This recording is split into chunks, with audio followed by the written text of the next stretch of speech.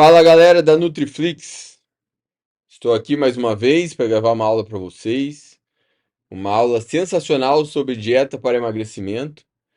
Então tava devendo essa aula aqui para vocês, né, pessoal? Embora na aula tem vários temas sobre emagrecimento, eu tava sentindo falta de uma aula mais direta, mais objetiva, falando da montagem de um planejamento para um planejamento básico, uma dieta básica para emagrecimento, o raciocínio clínico por trás, né, dessa estratégia. Então eu tenho certeza que essa aula aqui vai ser muito útil, principalmente para a galera que está começando, né? Mas obviamente a minha ideia é sempre que esse conteúdo seja útil também para os profissionais que já têm mais tempo atuando, né? Bom, pessoal, nessa aula aqui eu vou abordar mais rapidamente o conteúdo sobre balanço energético e componentes do gasto. Isso já eu já abordo com mais detalhes na primeira aula da Nutriflix, a aula sobre cálculo do gasto energético, tá? Mas aqui eu vou falar novamente e contextualizar mais voltado para a ideia de uma dieta para emagrecimento. Também vou falar sobre o raciocínio clínico da escolha do déficit calórico, como que a gente vai escolher o déficit calórico numa pessoa que busca emagrecimento. Então, o foco dessa aula é o paciente que precisa emagrecer, porque tem sobrepeso, obesidade. Pode ser para fim estético também, mas o foco não vai ser tanto em estética aqui, embora eu vou contextualizar isso, tá? Na Nutriflix Premium a gente tem uma aula sobre dieta no pré-contest, que é uma dieta de preparação para fisiculturistas. Então, quem puder, tiver a oportunidade, se você tem a assinatura Premium, assista essa aula, tá bem legal. Mas aqui a gente vai focar em falar de emagrecimento mesmo, tá? Depois eu vou falar um pouco sobre os macronutrientes em uma estratégia para emagrecimento, como é que a gente escolhe as proteínas, como é que a gente escolhe a quantidade de carboidrato, se tem diferença entre low carb e high carb, ah, e também vou falar sobre o papel das gorduras em uma dieta para emagrecimento. E também vou falar sobre a questão da perda rápida de peso. Até que ponto é válido a gente fazer uma estratégia em que o paciente tem uma maior perda de peso no início, né? Será que isso é válido? Qual o problema disso? Se existe algum problema? E no final, obviamente, eu vou fazer um exemplo prático aqui, como fazer o cálculo de uma dieta para emagrecimento, tá certo? Inclusive, eu peguei um exemplo real de um paciente que eu atendi recentemente, tá bom? Então vamos lá, vamos começar falando sobre o balanço energético e seus componentes. Bom, quando a gente vai calcular uma dieta para emagrecimento, a gente precisa conhecer o gasto energético do nosso paciente, né? O gasto energético total dele. Mas a gente precisa fazer um cálculo para isso, né? A gente tem como medir o gasto energético do paciente? Tem como medir o gasto energético total de uma pessoa. Mas na nossa prática clínica ali, a gente não consegue medir o gasto energético total. A gente pode até medir o gasto de repouso, né? Que seria mais ou menos a taxa metabólica basal. Mas o gasto energético total a gente não consegue, a gente precisa fazer uma estimativa. Mesmo quando você mede o gasto energético de repouso, usando uma calorimetria indireta, você ainda tem digamos assim, você ainda tem que estimar porque você não consegue medir o gasto energético da atividade física, você tem que estimar ele também. Então eu vou falar aqui mais brevemente isso, né? Porque na primeira aula da Nutriflix sobre cálculo de dieta eu falo com um pouco mais de detalhes, né, pessoal? Então, assim, quando a gente vai montar o planejamento alimentar, a ingestão calórica, pensando em emagrecimento, ela tem que ser menor que o gasto. Então, assim você vai gerar um déficit energético e, consequentemente, o paciente vai perder peso, vai perder gordura, tá? E então a gente precisa saber como fazer a estimativa do gasto energético total. Antes de falar sobre como a gente faz essa estimativa, né, usando equações, eu vou falar um pouquinho sobre os componentes do gasto energético.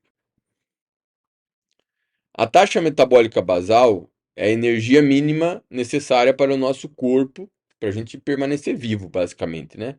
Para o nosso corpo permanecer funcionando, para o nosso coração continuar batendo. Então, o tempo todo o nosso corpo está gastando energia. E essa energia que o nosso corpo gasta, mesmo quando a gente não está fazendo nenhum movimento, a gente está completamente em repouso, é chamada de taxa metabólica basal. A taxa metabólica basal, para você medir ela, a pessoa tem que estar em repouso por um período de 12 horas num ambiente com a temperatura neutra, tá? Então, o que usualmente se mede é o gasto energético de repouso. O gasto energético de repouso, a pessoa não precisa estar numa cama, deitada, enfim. Você pode simplesmente é, medir em qualquer horário do dia, né? Usando a calorimetria indireta. Então, o gasto energético de repouso, ele é um valor, ele é um pouco maior do que a taxa metabólica basal, justamente porque não é medido numa condição em que a pessoa está completamente em repouso, tá? Num período, num ambiente neutro, não tem essas condições tão precisas. Mas a gente pode usar esses termos de forma intercambiável sem muitos problemas, porque é uma diferença pequena, tá? Eu prefiro aqui utilizar o termo gasto de repouso, tá? Inclusive no meu livro também eu costumo utilizar dessa forma, gasto de repouso em vez de usar a taxa metabólica basal.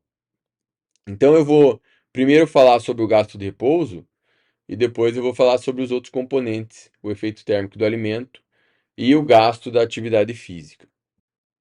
O gasto de repouso, tá? Ele basicamente depende da massa corporal do indivíduo e depende da composição corporal, tá? Porque a gente pode dividir a nossa massa corporal em dois componentes básicos: a massa magra, a massa livre de gordura, e a massa gorda. E a massa gorda, a massa do tecido adiposo, ela tem um gasto calórico mais baixo, gasta menos energia. Enquanto a massa livre de gordura, ela é mais heterogênea, porque inclui a massa dos órgãos, inclui a massa óssea, inclui a massa muscular, e a massa de alguns tecidos e órgãos gasta bastante calorias, né? Então, o componente da massa livre de gordura, ele tem uma importância, ele tem uma grande importância quando se trata de gasto de repouso, né? E a massa de tecido adiposo, ela também acaba tendo uma contribuição, não porque o tecido adiposo gasta muitas calorias, né? Mas porque o tecido adiposo ele pode variar muito em quantidade. E daí, nesse sentido, uma pessoa que tem uma massa corporal grande, mesmo quando tem uma massa de tecido adiposo grande, ela pode ter um gasto energético de repouso elevado. Mas, como eu vou mostrar para vocês no próximo slide, é, o tecido muscular ele gasta mais calorias proporcionalmente que o tecido adiposo, né? Mas hoje a gente vive uma situação em que a população está ganhando muito peso, principalmente aumentando a massa gorda, tá certo? Então, se a gente comparar duas pessoas com o mesmo peso corporal, mas uma pessoa, o mesmo peso, a mesma altura, a mesma idade, mas uma composição corporal muito diferente, né? Uma pessoa tem mais massa magra, a outra tem mais massa gorda. A pessoa que tem maior massa magra, ela vai ter um gasto energético de repouso maior, porque a massa magra ela gasta mais calorias. E a massa magra é representada, né, obviamente, além dos órgãos, né, além do fígado, cérebro, coração, rins, ela também é composta pelo tecido muscular. E mesmo em pessoas que têm uma composição corporal semelhante, a gente pode ter uma diferença no gasto de repouso, tá? Por questões genéticas, algumas pessoas podem ter um metabolismo, um gasto calórico por tecido maior do que outras, né? Tá? Ó, que legal. Essa tabela é bem conhecida, tá, pessoal? Tem no meu livro de emagrecimento essa tabela. Ah, e aqui tá a taxa metabólica por órgão, né? Os órgãos que gastam mais calorias.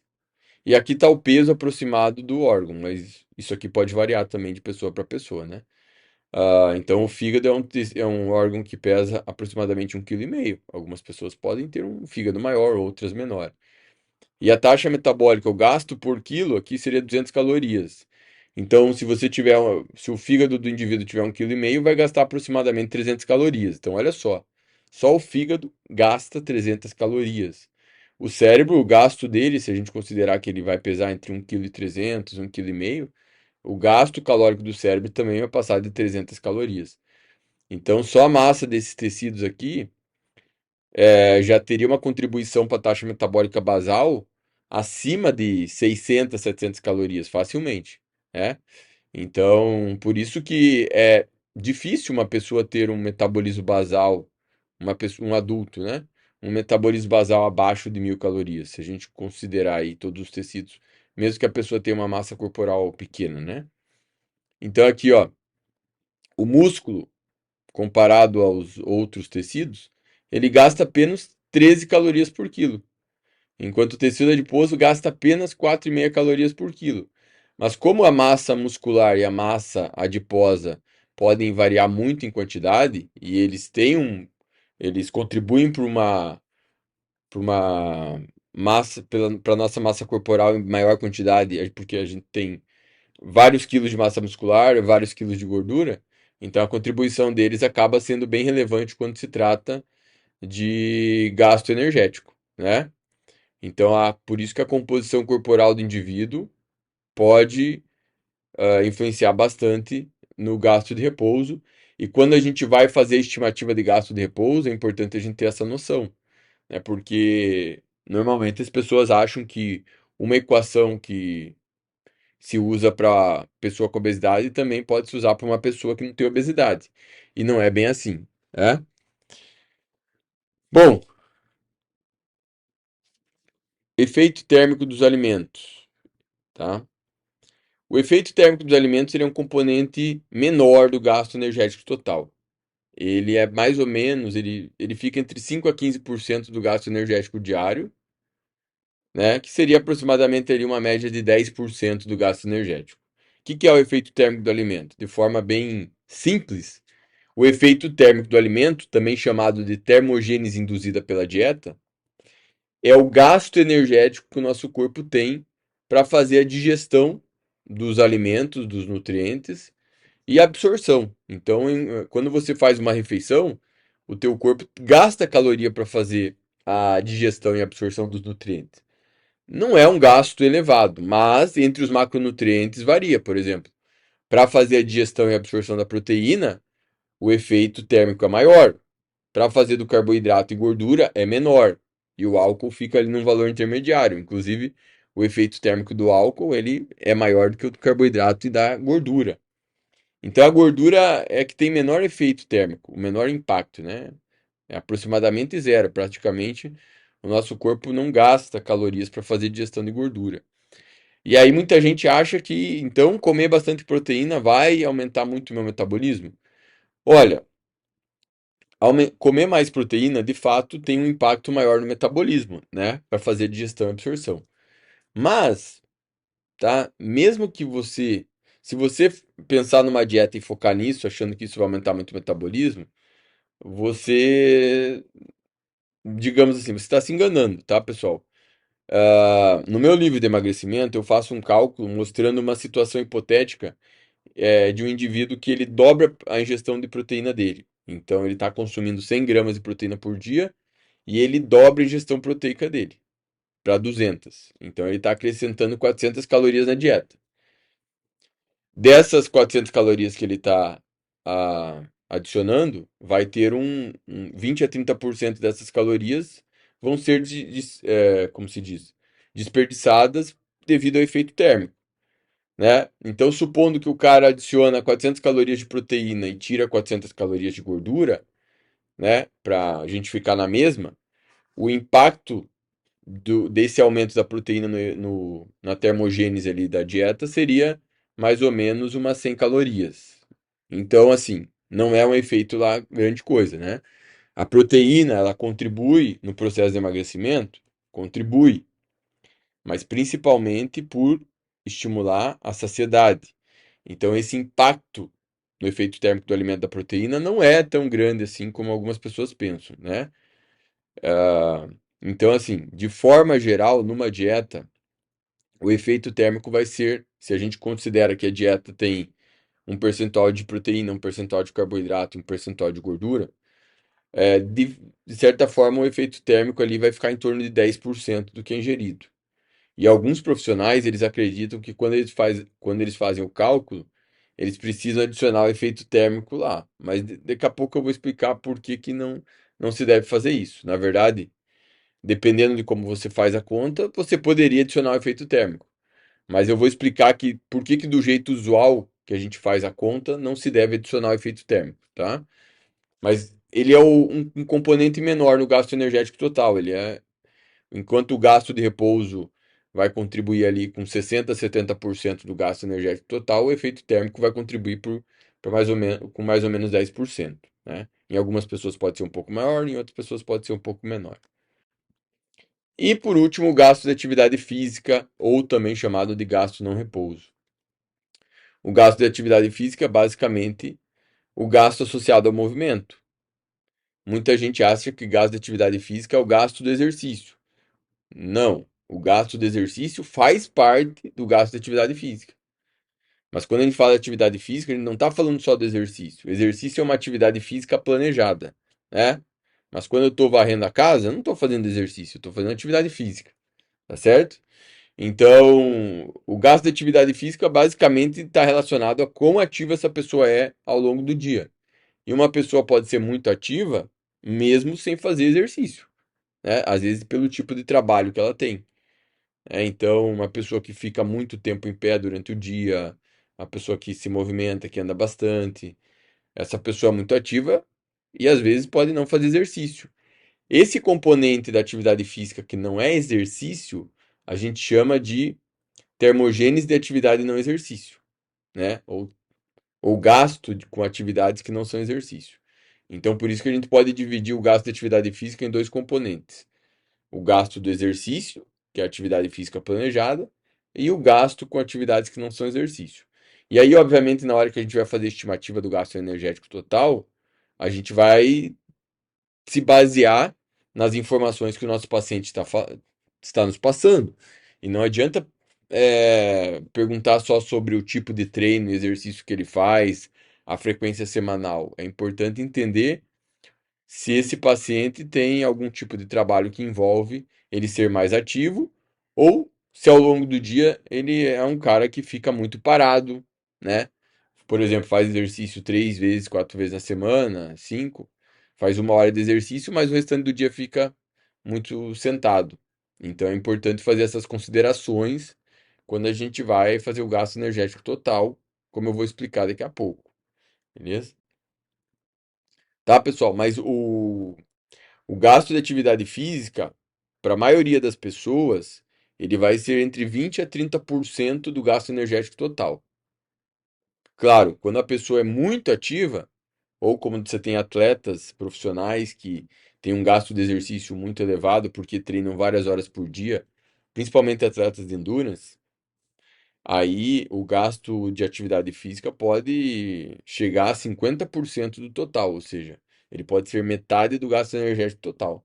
Então imagina que se o cara tem um gasto energético total de 2.000 calorias, desculpa, de 4.000 calorias, e o gasto de atividade física dele é 50% do total, ele teria 2.000 calorias de gasto de atividade física, beleza?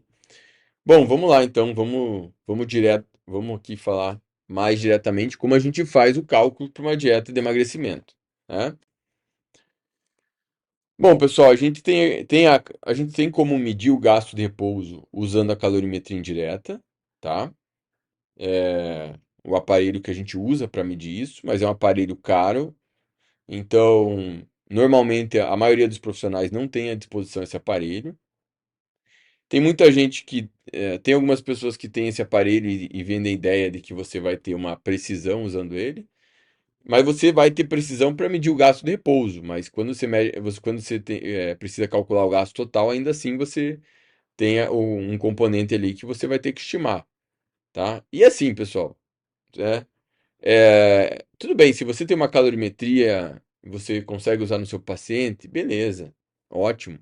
Mas a gente não precisa de calorimetria para fazer um bom trabalho, essa é a verdade. É muito mais importante ter conhecimento e um raciocínio clínico apurado do que comprar um aparelho caro, tá? Achando que isso vai dar uma grande vantagem. E outra coisa importante, tá? A bioimpedância, ela não mede o gasto de repouso. Ah, Dudu, mas a bioimpedância deu um resultado lá que é o gasto de repouso, o gasto total. Aquilo lá é uma estimativa baseada nas informações que você colocou, mas aquilo lá não é uma medida. Ah, mas eu não posso usar aquelas estimativas? Eu, se fosse você, não confiaria, né? Nem para avaliar a composição corporal a bioimpedância é tão confiável, tá? Muito menos para a questão de estimar o gasto energético, tá? Então, não use a bioimpedância para isso. Vamos lá, vamos voltar às equações aqui. Uma das equações mais conhecidas para a estimativa do gasto de repouso é as equações da Organização Mundial de Saúde. Então aqui eu coloquei da idade de 18 a 30 anos, 30 a 60 anos, tá? Mas tem para outras faixas etárias também, se vocês pesquisarem. Tá? Então a equação basicamente ela depende do sexo, para homens é diferente de mulheres, depende do peso e depende da idade, né? Mas nessas equações não vai a altura. Pessoal, essas equações da Organização Mundial de Saúde, elas são mais recomendadas para pessoas eutróficas, tá? Você pode usar em atletas também, desde que não seja um atleta musculoso, né, com físico mais musculoso, né? Para atletas com percentual de gordura baixo, que não tenham muito músculo, atletas de endurance, dá para utilizar elas também. E para pessoas comuns que não têm obesidade. Ah, Dudu, por quê? O que que eu vou usar para indivíduo com obesidade? Já vou mostrar para vocês. Rs-Benedict também é uma equação para pessoas eutróficas, tá? Não é muito indicada para pessoas com obesidade. Na equação de Rs-Benedict, a gente tem diferença de homens para mulheres. Depende do peso, a altura aqui é em centímetros, tá? O A aqui de altura, e o I aqui é idade, beleza? É uma equação que os resultados costumam dar parecidos com a equação da Organização Mundial de Saúde, beleza? E a gente tem a equação de Mifflin-Sanjaro. Essa equação, ela é uma equação que você pode usar em pessoas eutróficas. Ela é indicada, é a melhor, é a mais indicada para pessoas com sobrepeso e obesidade, tá? Ah, Dudu, eu tenho um paciente que é falso magro, que não tem obesidade nem sobrepeso, mas tem um acúmulo de gordura ali na barriga, bem significativo.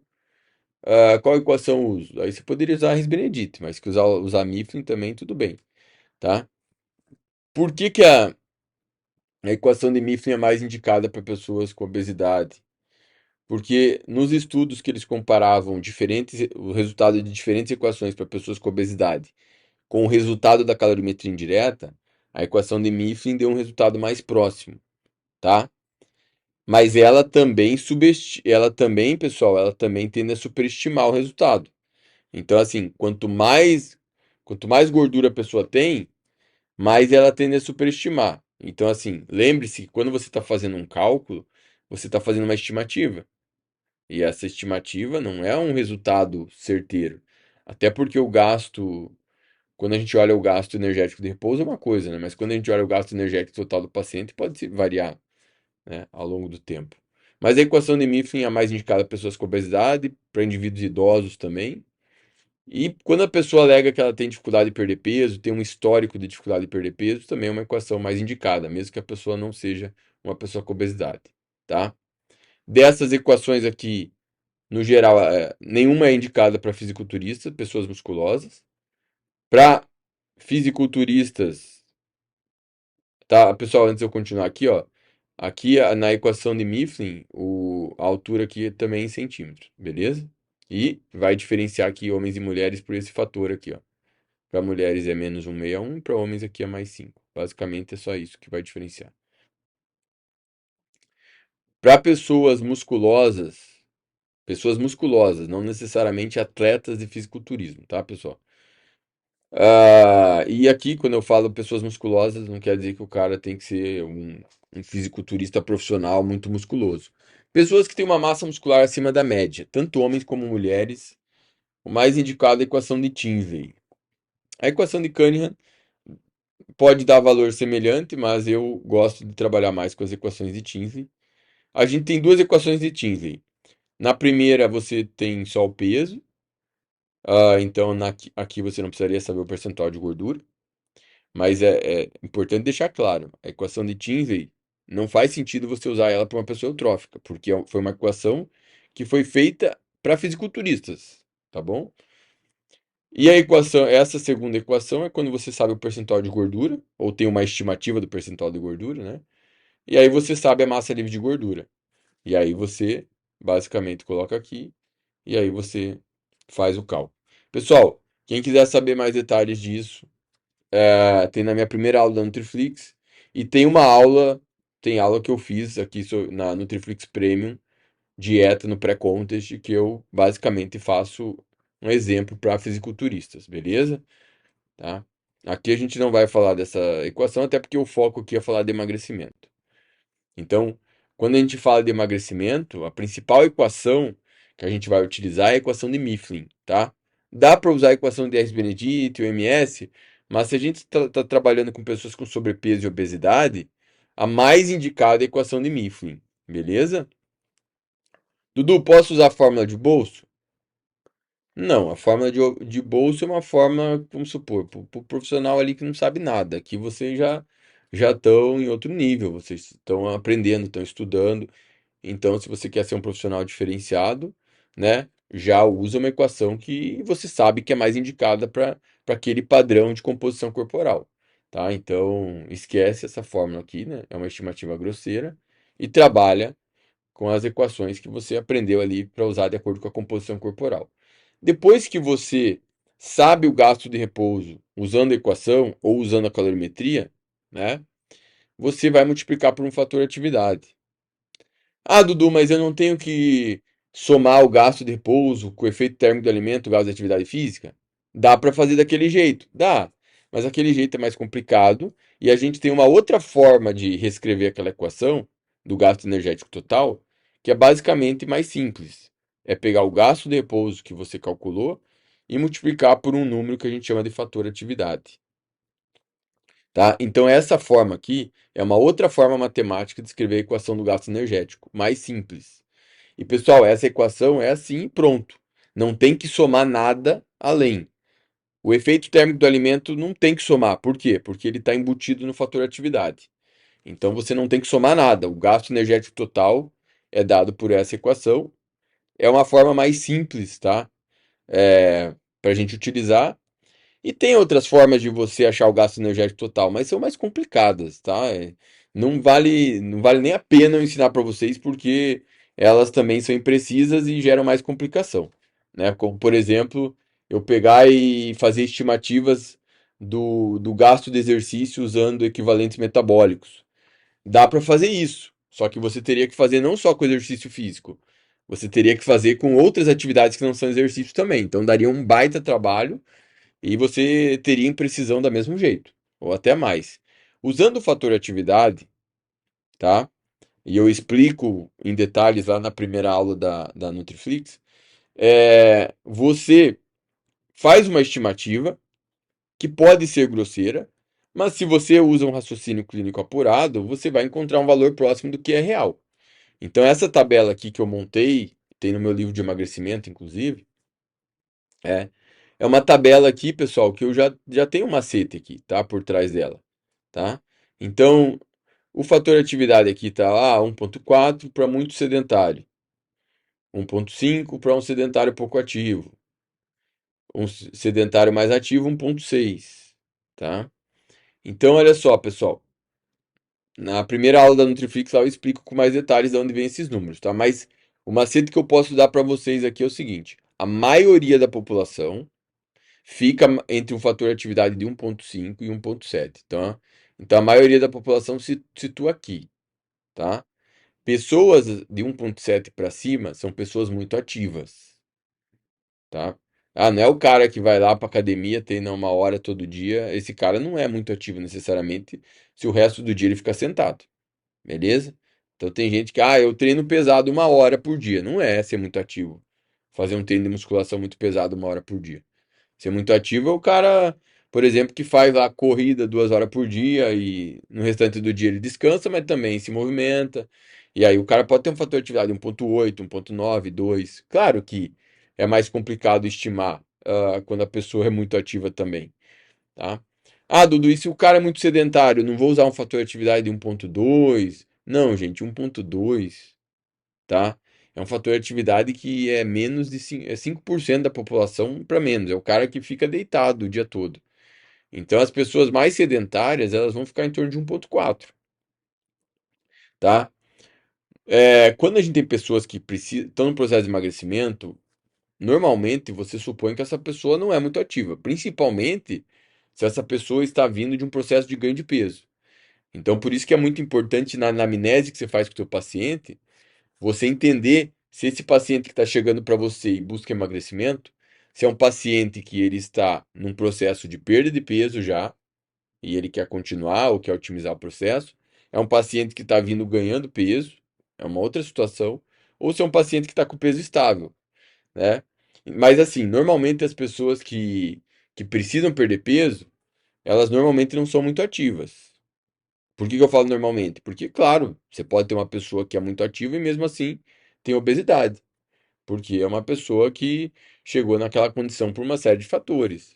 E um deles, o principal, é por uma péssima qualidade da dieta, uma péssima qualidade da alimentação, né? Tá certo? Então, pessoas que precisam perder peso, normalmente elas vão ter fator de atividade que vai estar aqui, entre 1,4 e 1,6, beleza? Então a gente já tem um norte de onde usar o fator de atividade. Eu sei que alguns profissionais às vezes começam a usar um fator de atividade mais baixo aqui, mas é muitas vezes porque eles fazem uma escolha inicial errada da equação para estimar o gasto de repouso. E claro, né, você vai trabalhar com uma pessoa que tem obesidade grau 2. Para essa pessoa, a equação de Mifflin já tende a superestimar o resultado. Então, às vezes, o profissional quer tentar compensar é, esse fato, até porque ele não sabe, né? O gasto de repouso ali dado pela equação de Mifflin, usando um fator de atividade mais baixo. Dá para fazer isso, tá certo? Mas é importante que você entenda que não necessariamente o fator de atividade daquela pessoa vai ser muito baixo, tá?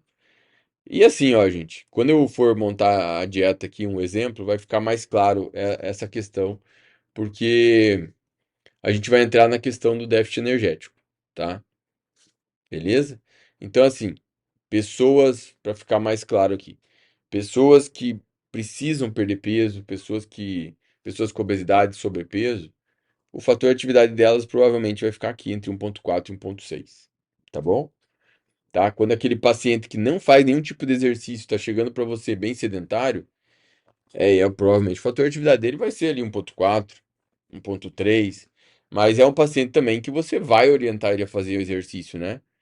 Tá? Então, isso já vai provavelmente às vezes colocar o fator de atividade dele em 1,4, 1,5, enfim.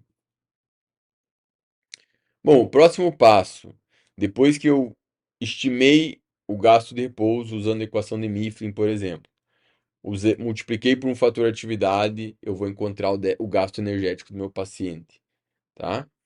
O próximo passo é escolher o déficit energético que eu vou utilizar. Né? Tem muita gente que acha que o déficit energético tem um déficit energético universal que eu deveria usar para todo mundo, né? Mas aqui eu vou falar justamente onde entra o raciocínio clínico para escolher o déficit. Olha só, pessoal, quando você tem indivíduos eutróficos, homens e mulheres, o déficit energético que você deve escolher pensando em perda de gordura deve ficar aqui na faixa das 500 calorias. Você pode usar um déficit maior? Pode. Qual que é o problema disso? É que um déficit calórico elevado pode aumentar o catabolismo muscular. Mas a pessoa vai perder bastante gordura, mas vai perder massa muscular também. E a gente imagina que se a gente tem um paciente eutrófico que não tem excesso de gordura, né? Nem gordura visceral, e a gente imagina que esse paciente não vai querer perder músculo. Normalmente o paciente eutrófico que busca emagrecimento é um paciente que está visando estética e definição muscular. Então é preciso esclarecer ele que perder peso rápido pode fazer ele perder bastante gordura, mas vai fazer ele perder músculo também. Mesmo que ele treine, mesmo que ele aumente a proteína. Então, nesses pacientes, é melhor trabalhar com um déficit ali na ordem de 500 calorias. Ah, Dudu, mas e se eu usar um déficit calórico maior no paciente com obesidade, eu não vou sacrificar a massa muscular dele também? Sim, você pode sacrificar um pouco a massa muscular desse paciente. Mas no paciente com obesidade, você tem que pensar que a prioridade, né? Claro, o paciente pode chegar com você com a prioridade, não, a minha prioridade é estética, definição muscular, tá? E tudo bem. Mas esse paciente com obesidade, ele precisa perder bastante gordura também, devido às outras comorbidades que estão associadas ao excesso de gordura corporal, como a resistência à insulina, a dislipidemia, a hipertensão arterial. Então, esse paciente, mesmo que ele não chegue para você que a prioridade dele seja saúde, né, é, é importante ter uma redução da gordura dele mais rápida, para a gente considerar melhorar a saúde cardiometabólica dele. E no paciente com obesidade, pessoal, o risco de catabolismo muscular é menor. A pessoa, quando ela tem mais gordura corporal, ela perde menos massa muscular quando está em déficit calórico. Então, esse é um dos motivos que a gente pode fazer um déficit calórico maior na pessoa com obesidade. O outro motivo, eu vou explicar mais adiante, mas está relacionado ao fato de que um déficit calórico inicial maior favorece uma melhor manutenção da perda de peso, tá certo? Então, é mais indicado você fazer um déficit calórico mais elevado num paciente com obesidade. E eu sempre faço para os meus alunos da pós-graduação de emagrecimento, na Uniguaçu, eu sempre faço um exercício assim: se coloque no lugar do seu paciente, né? Será que você ficaria feliz e satisfeito de perder, se você pesasse, né? Se você tivesse obesidade grau um, grau 2, será que você ficaria feliz de perder 2 quilos por mês? Não, né? Provavelmente não. Então imagina que os nossos pacientes eles ficam desmotivados. O paciente que está com obesidade, ele vai ficar desmotivado em perder peso lento. E não é melhor para ele perder peso lento, tá, pessoal? Não é melhor para ele, tá? Então é melhor sim que ele perca peso mais rápido. Inclusive depois eu vou falar um pouco sobre dietas mais restritas em calorias. E a gente tem aula aqui na Nutriflix que o Felipe Almeida ministrou sobre esse tipo de dieta, dietas mais restritivas em calorias. Esse tipo de dieta é válido sim quando a gente trabalha com emagrecimento. Claro que vai depender do contexto clínico do paciente, tá? Aqui eu coloquei aqui na tabela usuários de esteroides, porque eu trabalhei muitos anos com usuários de hormônios, fisiculturistas, e o déficit nesses casos pode ser maior também, porque durante o uso de hormônios o cara tem um risco muito pequeno de perder massa muscular, né? Já que o esteroide funciona como um potente hormônio anticatabólico. Mas vamos focar aqui em emagrecimento, vamos falar dos macronutrientes agora. Pessoal, proteína numa dieta para emagrecimento, quanto eu vou utilizar, né? Bom, aumentar a proteína numa dieta para emagrecimento é importante, em parte porque a proteína vai ajudar a atenuar o catabolismo muscular.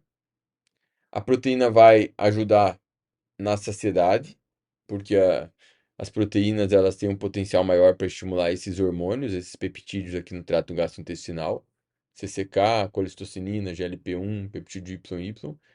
Então isso pode estar relacionado ao efeito anorexígeno da proteína. E a proteína também ela tem um impacto maior na termogênese induzida pela dieta, como eu já expliquei, né? Mas não dá para fantasiar muito com esse efeito aqui. E quando a gente fala de dieta hiperproteica aqui, gente, a gente não está falando necessariamente de uma dieta com 3 gramas por quilo de proteína. Então, a gente tem que tomar cuidado com essa interpretação do que é uma dieta hiperproteica, tá? Acima de tudo, a gente tem que lembrar que a recomendação de proteína para a população, para manter o balanço de proteína no organismo, o balanço nitrogenado, é 0,8 gramas por quilo. É uma quantidade que, em teoria, é bem simples de bater. Então, uma dieta hiperproteica é uma dieta que vai ficar acima de 0,8, tá? Não necessariamente precisa ser uma quantidade elevada. E aí tem um raciocínio aqui por trás, né? Quanto de proteína eu vou colocar na dieta do meu paciente? Aí vai depender se esse paciente tem obesidade, se é um paciente que não tem obesidade. Essa tabela aqui está um pouco simplificada, mas eu vou mostrar para vocês qual o raciocínio clínico quando eu trabalho com uma pessoa com obesidade e com uma pessoa sem obesidade, né?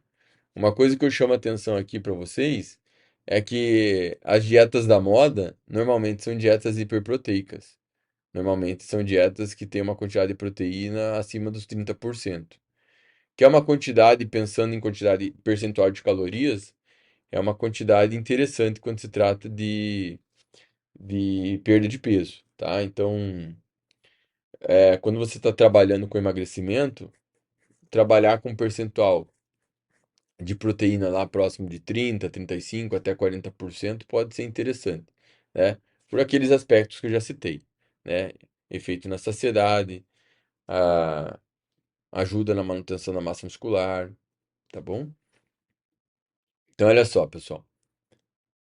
No paciente eutrófico, que não tem obesidade, ou no paciente fisiculturista, ou paciente que tem um físico atlético, não necessariamente um atleta, é interessante a gente trabalhar ali com uma quantidade entre 2 a 3 gramas por quilo. Eu gosto de começar ali perto de 2,5 normalmente e trabalho próximo de 3, às vezes posso passar um pouco de 3, mas eu só uso mais proteína aqui quando o paciente tem um percentual de gordura baixo, tá? Então é mais proteína quando o percentual de gordura é baixo. Porque quando a gente está em déficit calórico, muita gente acha que o corpo prioriza se livrar da massa muscular primeiro. Não é assim. O nosso corpo ele usa mais gordura quando a gente está em déficit. Mas quando a reserva de gordura é baixa, o risco de perder músculo aumenta, tá? Então, quanto menos gordura a pessoa tem no corpo, maior o risco de catabolismo muscular. Por isso que aumentar a proteína quando se tem menos gordura no corpo é mais importante, né? Claro que não adianta fazer um déficit calórico muito agressivo e jogar a proteína para 4 gramas por quilo, como alguns fisiculturistas fazem, tá? É claro que o fisiculturista que usa hormônio, ele vai estar protegido não por usar muita proteína na dieta, mas por estar usando hormônio, né? Agora, focando no paciente que tem sobrepeso e obesidade, né? Então, nesse paciente, eu trabalho com uma proteína menor, só que o raciocínio em relação à quantidade de gordura é semelhante, tá? Porque assim, ó, pessoal, o paciente que tem obesidade, a massa, o peso dele, né? Boa parte do peso dele é devido à massa gorda, e a massa gorda não usa proteína. Então, por isso que quanto mais gordura ele tem, tá? Menos proteína eu vou utilizar em grama por quilo. Mas veja bem, 1,2 grama por quilo parece baixo, mas é acima da RDA, que é 0,8. E a gente está considerando que a massa gorda não vai usar proteína. Então, pensa o seguinte: quanto mais gordura o paciente com obesidade tem, mais a proteína que eu vou utilizar vai ser perto de 1,2. Em alguns casos, se a dieta é muito restrita, vai até ser menos que 1,2, mas eu considerei ali 1,2 um bom parâmetro, né? Quanto menos gordura o paciente tem, mas a gente ainda está falando do paciente com obesidade, né? Então vamos sair da obesidade grave, grau 3, e ir para a obesidade grau 1. No paciente com obesidade grau 1, eu vou usar mais perto de 2. Eu vou trabalhar entre 1,5 a 2 gramas por quilo. Aí se o paciente tem sobrepeso, eu posso trabalhar 2, 2,2, 2,3, não tem problema, tá?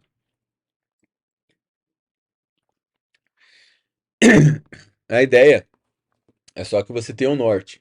E veja bem, às vezes as pessoas falam assim: ah, Dudu, mas essa recomendação é pelo peso total do paciente? Não deveria levar em conta a massa magra? Pessoal, indiretamente a gente está levando em conta a massa magra, porque a gente está usando a recomendação justamente fazendo a consideração em relação à quantidade de gordura que a pessoa tem, né? Então, quando o paciente tem mais gordura, a gente usa menos proteína, justamente porque ele tem uma quantidade de massa gorda maior que massa magra. Quando ele tem menos gordura em relação à massa magra, você usa mais proteína, tá certo? Então, indiretamente você está levando em conta a massa magra, né? A gente não tem recomendações bem embasadas, baseadas só na massa livre de gordura, por isso que eu nem coloco aqui, tá? Então, por isso que aqui é pelo peso total do paciente, mas levando em conta justamente a composição corporal, né? Então, num paciente muito obeso, eu vou usar mais perto de 1,2. No paciente menos obeso, eu vou usar mais perto de 2, tá bom? E os carboidratos? Bom, a quantidade de carboidrato numa dieta de emagrecimento pode variar bastante, né? E às vezes as pessoas ficam pensando, ah, mas qual a quantidade melhor pensando em otimizar o emagrecimento? Não dá para dizer que uma quantidade mais baixa vai otimizar o emagrecimento, né?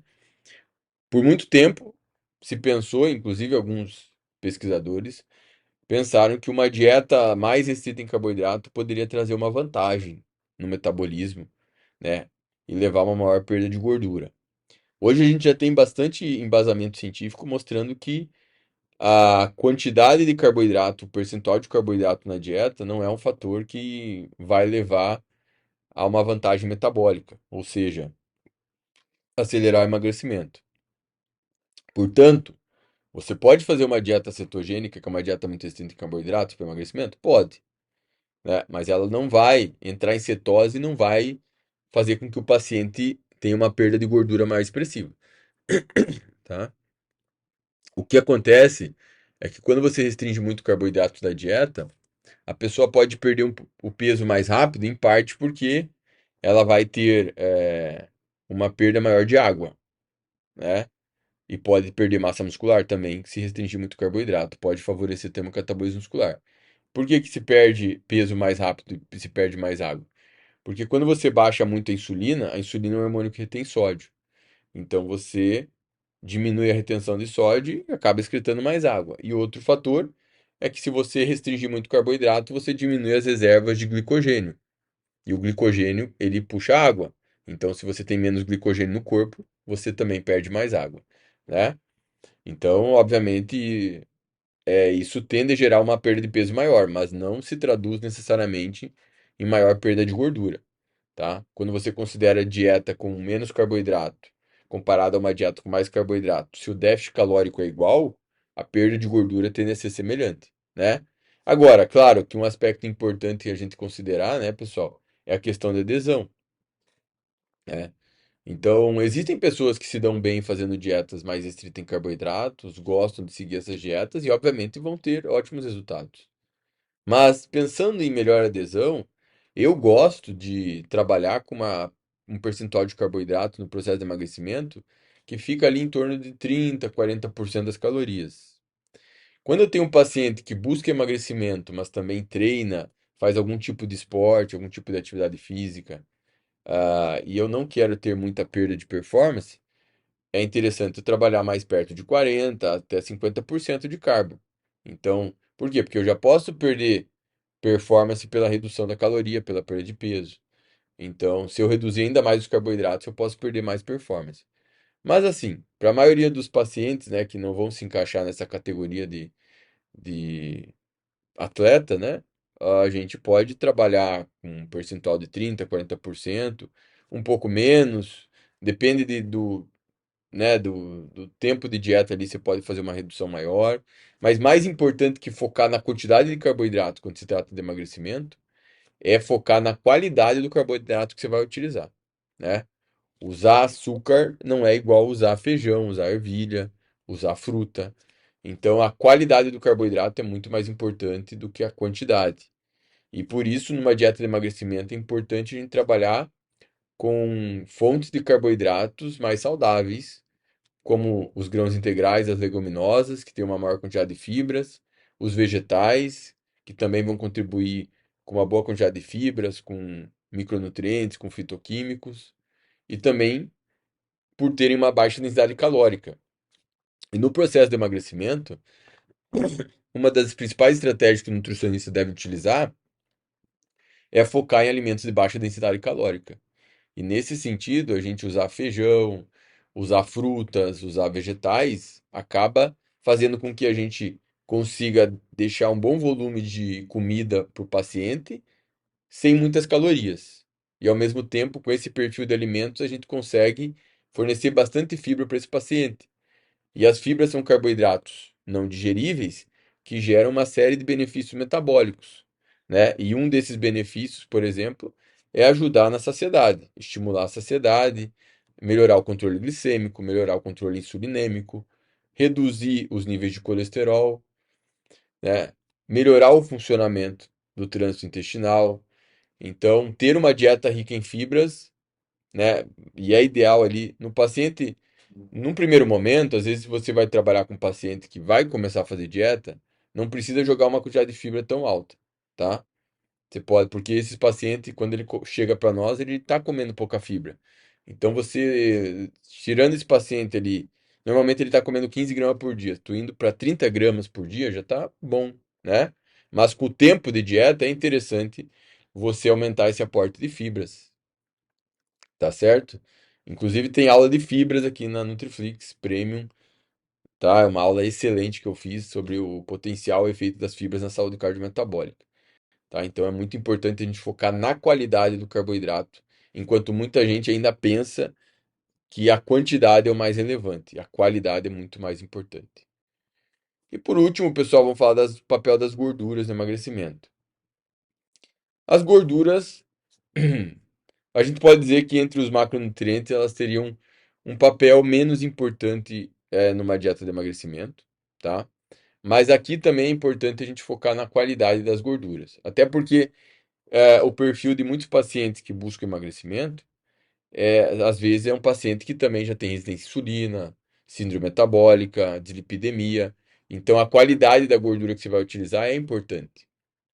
E também, gente, embora às vezes alguns nutricionistas tenham o viés de baixar muita gordura da dieta, é importante a gente entender que às vezes restringir muita gordura pode dificultar a adesão, tá?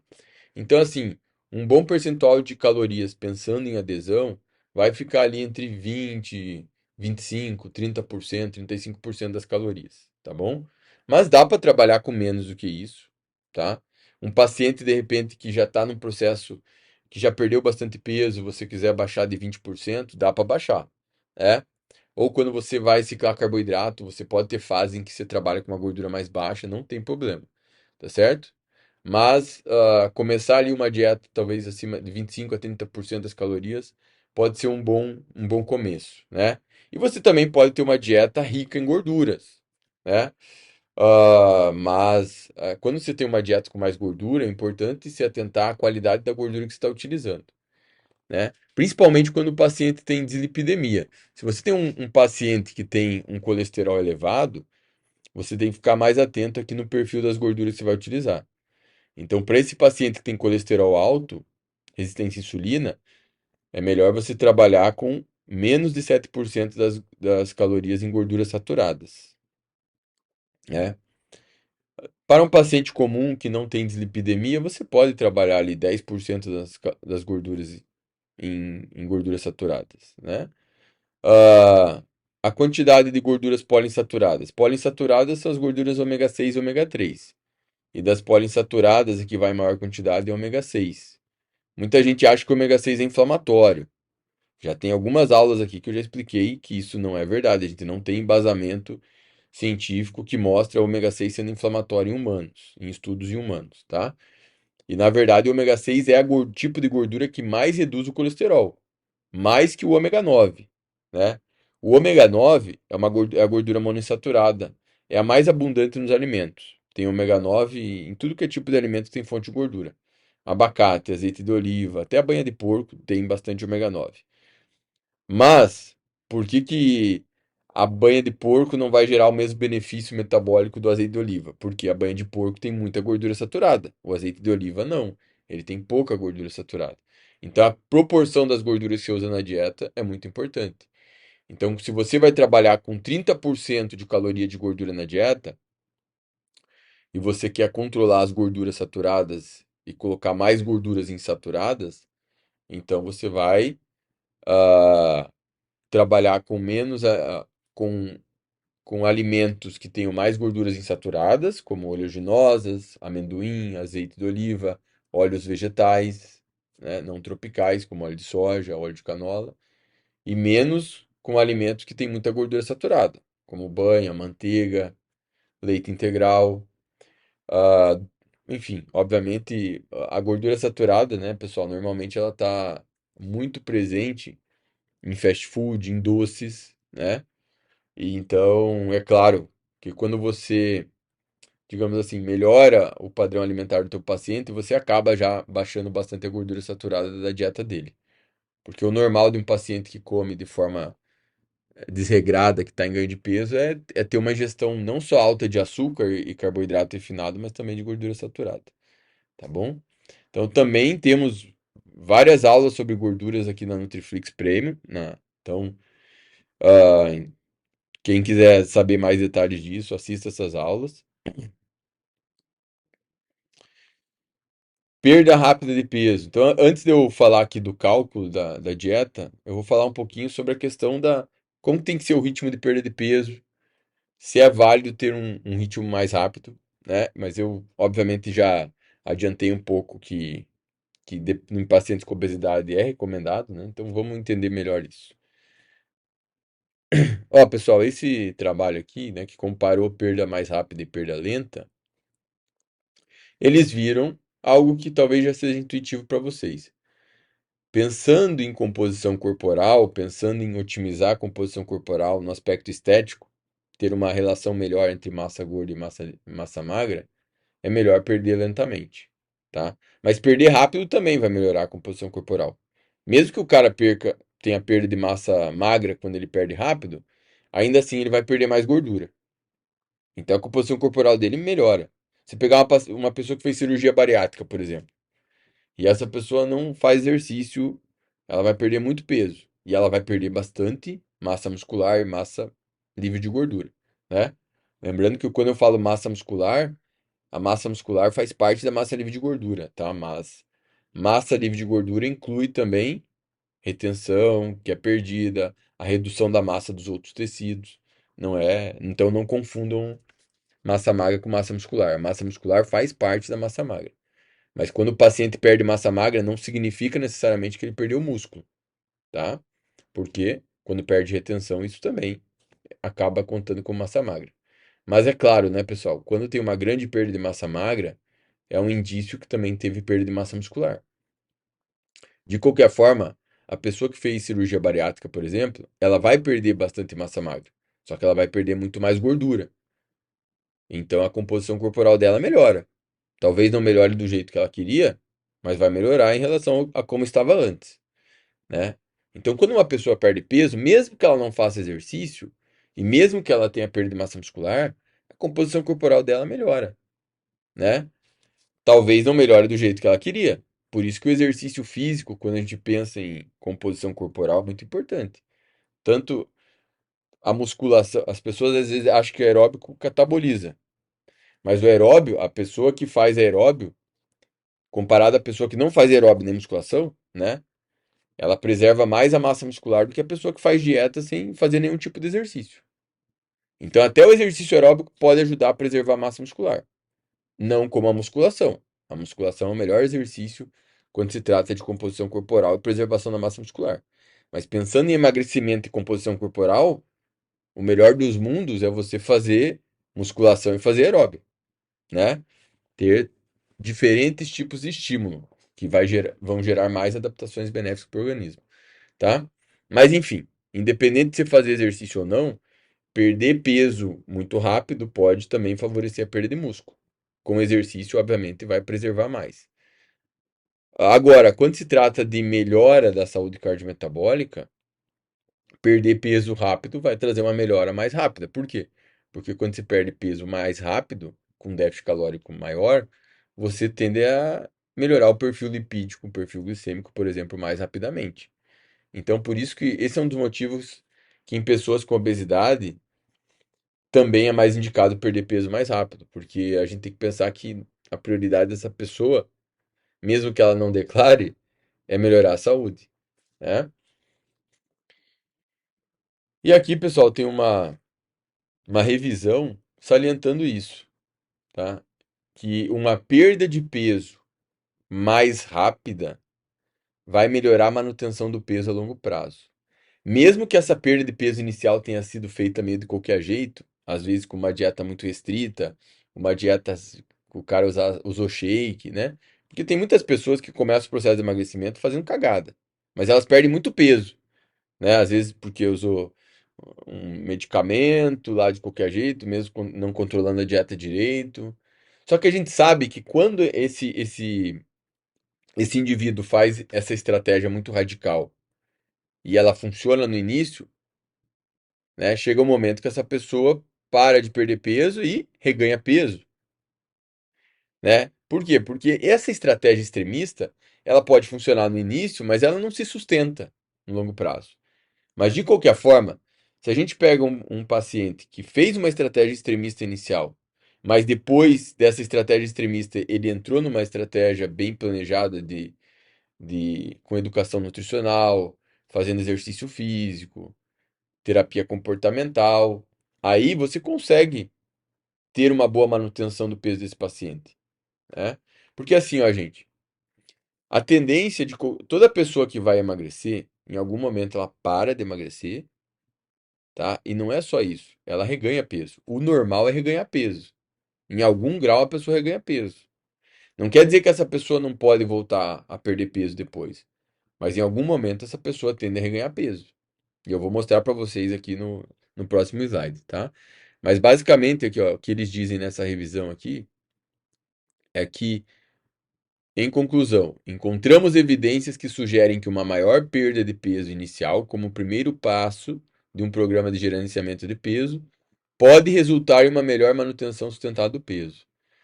Então, não só pode perder peso mais rápido numa pessoa com obesidade, estou falando de pessoas com obesidade, como é recomendado, é mais indicado nessas pessoas que a perda de peso seja maior, né? Então a gente pode trabalhar com uma dieta mais restrita em calorias nesses indivíduos com obesidade. A gente pode e seria o mais indicado, na verdade. Às vezes o nutricionista tem medo, né? Porque aprende na faculdade que tem que fazer um déficit calórico de 500 calorias. E isso não tem fundamento, tá, pessoal? Essa ideia de que todo mundo tem que fazer déficit de 500 calorias porque não pode fazer uma dieta muito restrita, porque dieta muito restrita a pessoa tem rebote. Não é assim, tá, gente? Olha só. Esse estudo aqui foi uma meta-análise que comparou. É uma meta-análise antiga, tá? Por isso que não aparece o Ozempic aqui. Semaglutida aparece a sibutramina como medicamento ou Orlistat. Mas enfim, o interessante aqui é que a gente vê, ó, o efeito do exercício sozinho no emagrecimento. O exercício é essa linha amarela aqui, ó. Por 12, pode ver que a perda de peso da maioria dos tratamentos, ela vai acontecer ali como máxima por volta dos 6 meses, né? E depois aqui, ó, quando você tem só exercício, a pessoa perde ali uns 2 quilos em média e depois reganha. Isso aqui é uma média, né? Porque obviamente tem pessoas que vão perder mais, outras que vão perder menos.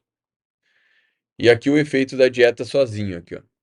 Dieta sozinho tem um efeito maior que o exercício, né? E uma tendência de reganho. Aqui pode ver que o legal é que tem um acompanhamento aqui por mais de 24 meses, né?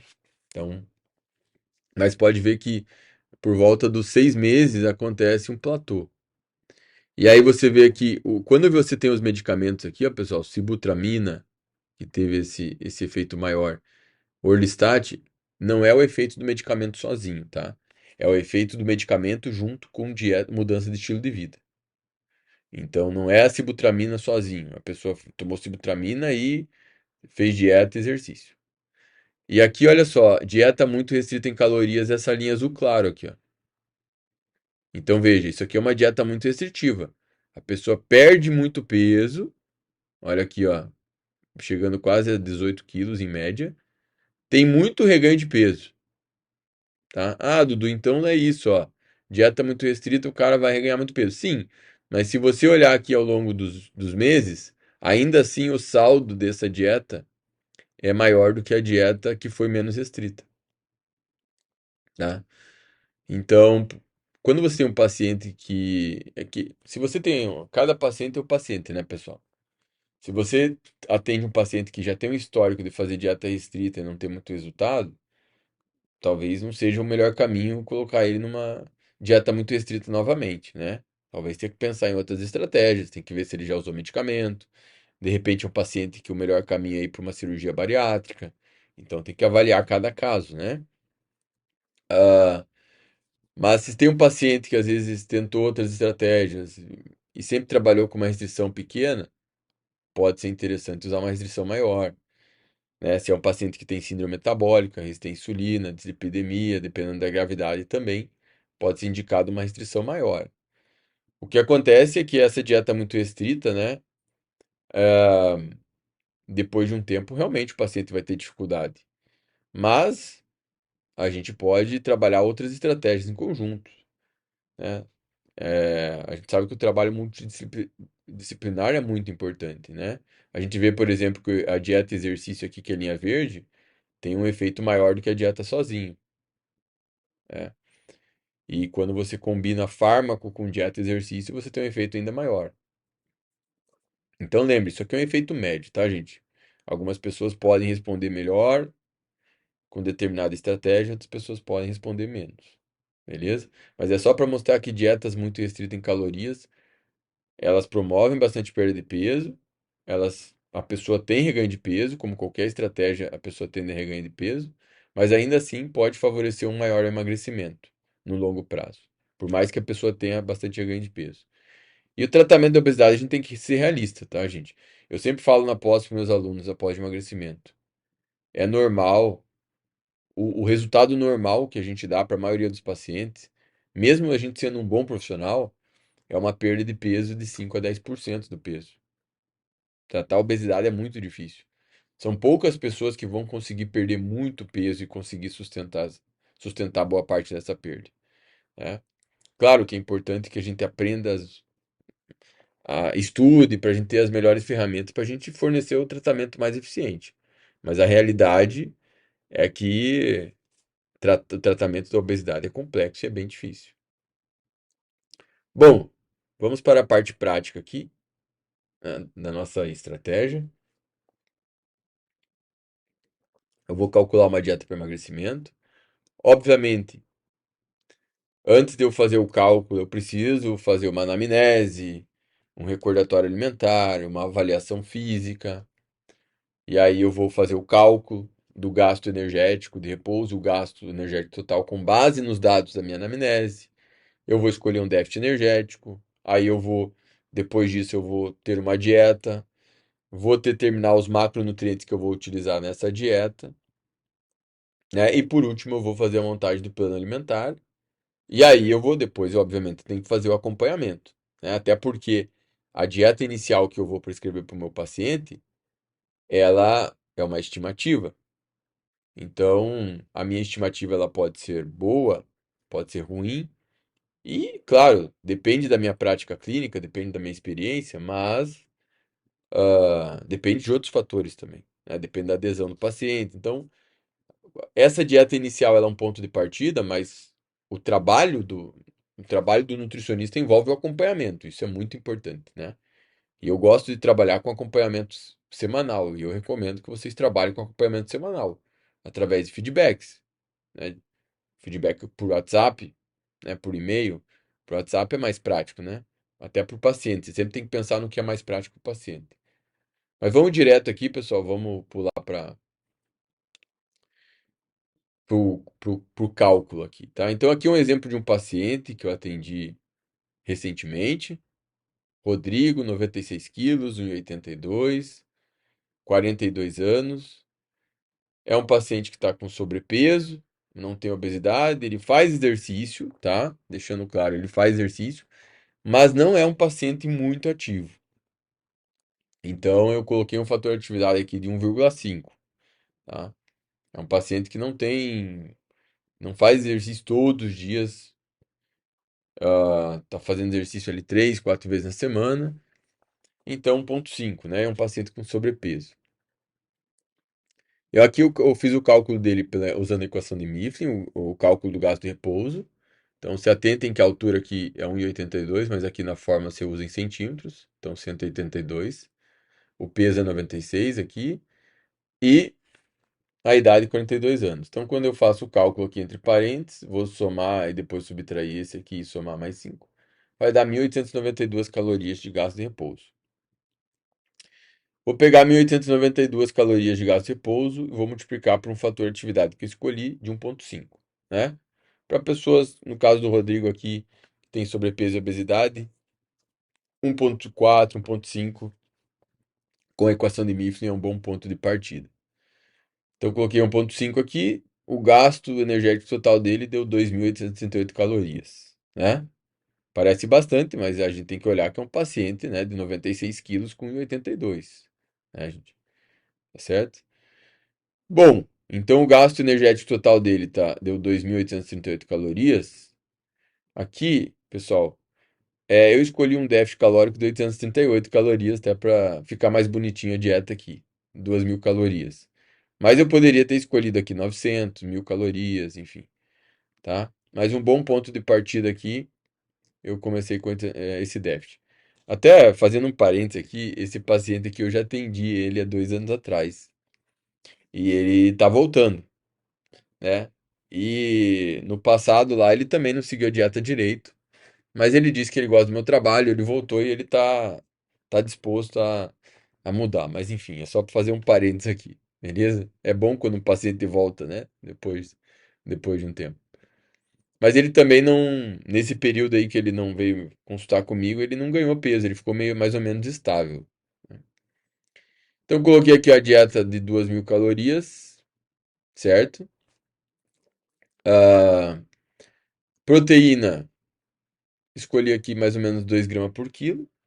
Poderia ser um pouco menos, 1,8, um pouco mais. É um paciente que treina musculação, tá? Eu recomendei ele também fazer exercício aeróbio, mas não sei se ele está muito disposto a fazer, mas eu dei a recomendação principalmente para ele fazer exercício aeróbio nos dias que ele não treina musculação, né? Então, 2 gramas por quilo. Se o paciente não fizesse musculação, daria para escolher um pouco menos, né? Essa quantidade aqui, pessoal, se ele tiver uma boa adesão, a gente consegue ter uma recomposição corporal interessante, porque o déficit calórico não é tão agressivo, a dieta está hiperproteica, numa quantidade boa, né? Então, se ele for dedicado aqui, ele consegue perder gordura e até pode ganhar massa muscular, né? Porque não é um déficit um pouco agressivo, mas não tão agressivo, como o déficit inicial, né? Então aqui eu peguei, multipliquei a proteína pelo peso dele, deu 192 gramas, multipliquei por 4, achei em calorias. Para achar o percentual de proteína, eu vou dividir 768 por 2.000, multiplicar por 100, dá 38% de calorias na dieta dele. Vai sobrar 62% para carboidrato e gordura. Aqui eu escolhi 40% para o carboidrato e deixei 22% para gordura, tá? Poderia ter escolhido um pouco menos para o carbo? Poderia, né? Mas 22% de gordura tá bom, 40% do carbo para um paciente que treina é uma quantidade interessante. Então eu peguei 40% de 2.000, é só multiplicar aqui 2.000 vezes 0,40, dá 800 calorias, né? Divide por 4, 200 gramas de carbo. E a gordura aqui, 22%, você vai pegar 0,22 vezes 2.000, que é o total de calorias da dieta, dá 440 calorias, divide por 9, 49 gramas. Bom, quando eu joguei a minha dieta lá no software, ah, os macros ficaram mais ou menos aqui nessa quantidade aqui, ó. Então a proteína tava ali 192 gramas, aqui ficou 187, o carboidrato ficou ali perto de 200, 197, e a gordura ficou ali perto, né, bem próximo, de diferença de 1 grama. Então a minha dieta ficou com esses macros aqui, tá, pessoal? Com 33 gramas de fibra, tá? Tá uma quantidade bem legal de fibra também, mais adiante, né, poderia até aumentar um pouco, às vezes suplementando alguma fibra. Vamos lá então mostrar o planejamento alimentar do Rodrigo. Então, olha só. Café da manhã dele, 2 fatias de pão integral, 2 ovos, mamão. Beleza? Tem substituição, tá, pessoal? Eu deixei a dieta mais simplificada possível aqui para mostrar para vocês. Mas, obviamente, eu sempre ofereço uma opções de substituição. Pelo menos uma, às vezes, de preferência 2 opções de substituição. E tem, obviamente, várias observações em que, por exemplo, em relação à recomendação de frutas, enfim. Almoço aqui, deixei arroz branco, feijão preto, peito de frango, sem pele grelhado, 150 gramas, então já grelhado. Azeite de oliva, uma colher de sobremesa. Ali eu também deixo uma recomendação da quantidade de vegetais, tá? Então não estranhe, claro que tem vegetais. No caso do Rodrigo, se não me engano, eu passei 200 gramas. Eu costumo passar entre 200 gramas e 250 gramas no almoço e na janta. E esse é um ponto que eu sempre bato bastante para o paciente. Aquela recomendação que eu passo é uma recomendação mínima, tá? Então, sim, eu coloco vegetais na dieta, eu coloco nas observações, tá, pessoal? Tanto no almoço como no jantar. Normalmente são as duas refeições que eu coloco. Eu coloco pelo menos 200 gramas. E você tem que ser assertivo na recomendação de vegetais, beleza? Até porque o consumo de vegetais, né, ele tem o potencial de ajudar na adesão, fornecer uma boa quantidade de fibras, de compostos antioxidantes.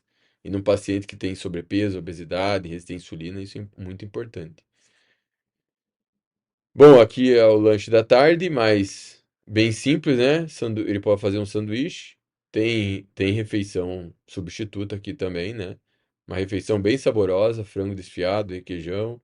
É importante a gente ter sensibilidade, né, para facilitar a adesão do paciente. Tem fruta, mas tem outras opções de fruta aqui. Castanha de caju, também dou outras opções de oleaginosas, amendoim aqui, tá? Jantar, também tem vegetais lá, 200 gramas aqui, se não me engano, coloquei 200 também, tá? Eu costumo trabalhar com pelo menos 400, 500 gramas de vegetais, beleza? Pessoal, aqui o foco não é ficar falando tanto das estratégias nutricionais, tá? É mais falando direto da dieta. Mas tem aula também na Nutriflix Premium de estratégias nutricionais para emagrecimento. Então, assistam essa aula que também é muito top, que eu falo em mais detalhes sobre as estratégias e não sobre o cálculo de dieta em si. Aqui, então, arroz e feijão também no jantar. Tem opção de substituição, obviamente, para refeição. Aqui, azeite de oliva, obviamente, vai usar na salada. E aqui, na ceia, o iogurte, o whey e uma fruta, a banana, né? Então, uma refeição aí é basicamente uma dieta com 5 refeições, fazendo um ponto, parênteses importante aqui, tá, pessoal? Ah, quantas refeições é bom eu trabalhar numa dieta de emagrecimento? Pensando só no emagrecimento, sem pensar em otimização de composição corporal, eu poderia fazer até jejum intermitente com 2, 3 refeições, tá? Se isso melhorar a adesão do meu paciente, tá ótimo.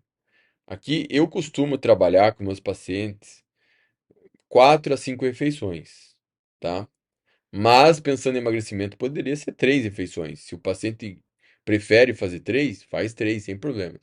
Quando a gente fala de definição muscular, hipertrofia, normalmente é melhor trabalhar entre 3 e 4, pensando em otimização da resposta anabólica. Mas pensando em perda de gordura, ter maior frequência ou menor frequência não vai ter uma influência relevante ali para fazer o indivíduo perder mais ou menos gordura. Então a gente sabe que jejum intermitente não vai emagrecer mais, mas é uma estratégia que você pode trabalhar no emagrecimento e principalmente em pessoas que podem aderir melhor a essa estratégia. Mas também não é normalmente uma estratégia para passar para um paciente que não sabe fazer nem o básico ainda, tá?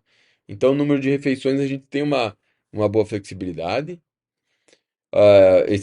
Então, claro que não é só a questão do número de refeições, né? Também é muito importante você tentar a praticidade das refeições, né? Então, essa ceia aqui é muito simples de fazer. E se o paciente fala assim, Dudu, a ceia eu não tô fazendo, você fala, não, então faz a ceia como se fosse uma sobremesa ali, faz junto com o jantar, não tem problema. Ou você simplesmente faz uma única refeição ali. E para finalizar aqui, pessoal, por que será que muitas pessoas param de perder peso, mesmo alegando estar em déficit calórico? Bom, vamos lá. Tem outras aulas aqui na Nutriflix que eu falo sobre isso, tá? Como a aula de platô no emagrecimento, é uma aula que vale muito a pena vocês assistirem. Também tem lá na versão premium da Nutriflix, tá? Na versão premium, pessoal, para quem não tem a versão premium, ela tem todas as aulas que já foram lançadas na plataforma, né? Por isso que volta e meia eu falo da premium, beleza? Pessoal, quando a pessoa para de perder peso, é porque ela não está em déficit calórico. Melhor dizendo, tá? Quando a pessoa para de perder peso e gordura, ela não está mais em déficit calórico.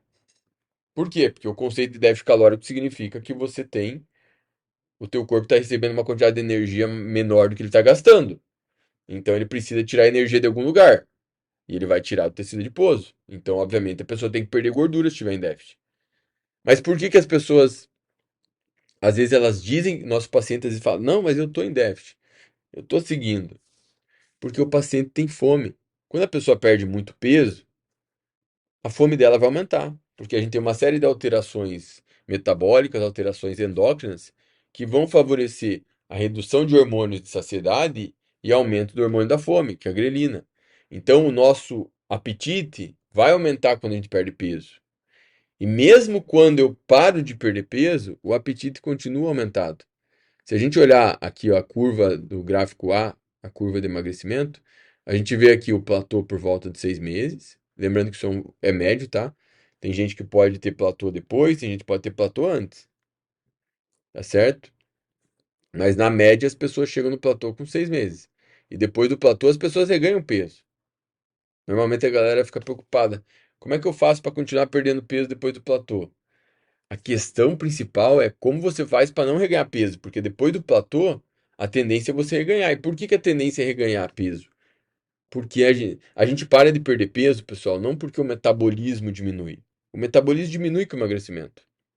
Mas o paciente ele para de perder peso, não tanto porque o metabolismo diminui, mas porque ele não consegue manter a adesão à dieta por longo tempo.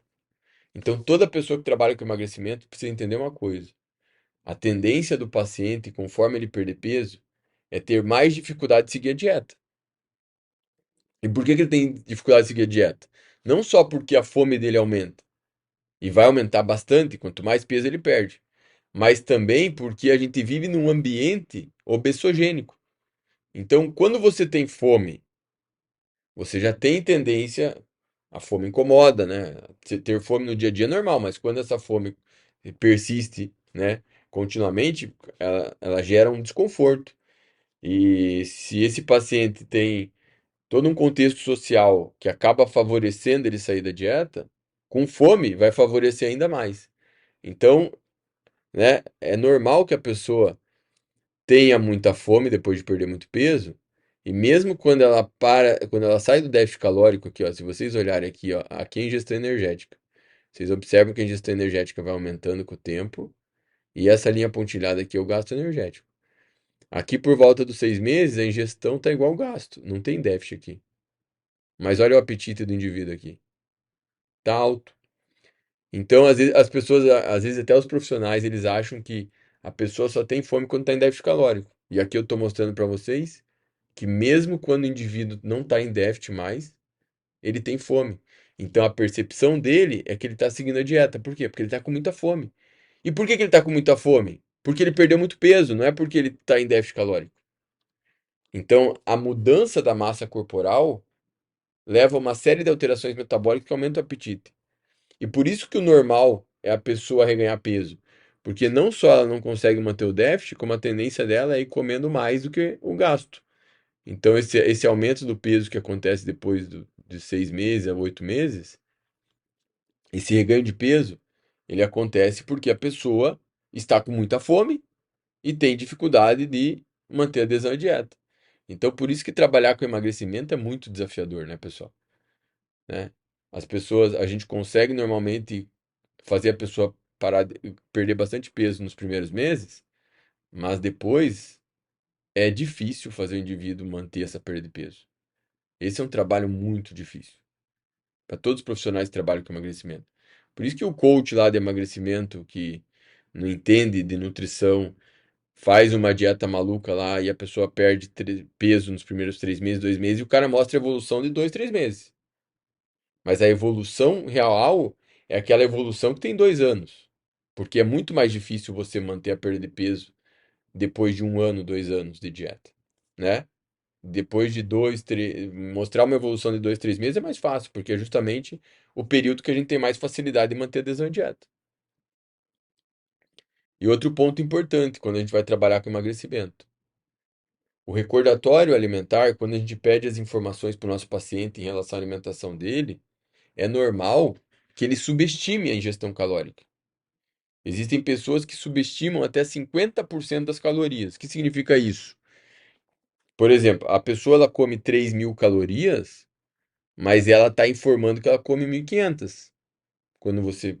E por quê? Porque a percepção do nosso paciente é enganosa. O nosso paciente não tem muita noção, o paciente leigo, né?